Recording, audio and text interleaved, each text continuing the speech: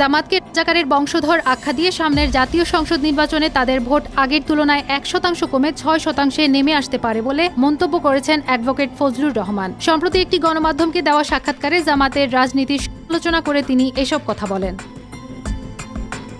ফজলুর রহমান বলেন, জামাত এতদিন একটি কাঁথা গায়ে দিয়েছিল, ৭১ ভুলে গিয়েছিল মানুষ। ৫ই আগস্টের পর জামাত বুঝিয়ে দিয়েছে তারা কাঁথার নিচে নেই, মানুষ চিনে ফেলেছে এরা হলো রাজাকারের বংশধর। এদের চরিত্র বদলায়নি, তাই ১% ভোট তাদের কমবে। জীবন অবাক না করলে কে করবে? ২৮% মিল্ক ফ্যাটের অবাক করার সাথে ফ্রেশ মিল্ক পাউডার। জীবন অবাক করুক প্রতিদিন।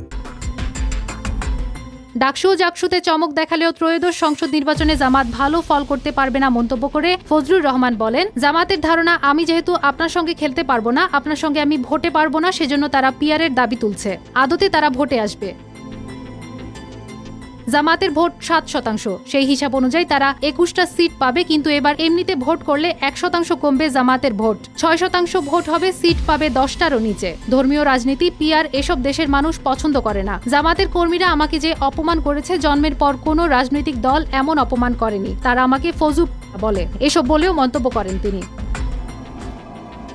তিনি অভিযোগ করেন, এখন বলা হয় ১৯৭১ সালের ভাইয়ে ভাইয়ে ঝগড়া ছিল, এর যে নিমক আর কিছু হতে পারে না। যেমন কারবালার ইতিহাস কখনো ইয়াজিদরা মুছে ফেলতে পারেনি, তেমনি মুক্তিযুদ্ধ বিরোধীরাও স্বাধীনতার ইতিহাস মুছে ফেলতে পারবে না।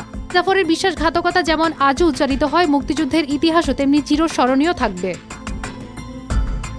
ফজলুর রহমান আরও যোগ করেন, যে স্বপ্ন নিয়ে মুক্তিযুদ্ধ করেছিলাম তা এখনো বাস্তবায়ন হয়নি। দেশে এখনো মনুষ্যত্ব, বিবেক ও গণতন্ত্র প্রতিষ্ঠিত হয়নি।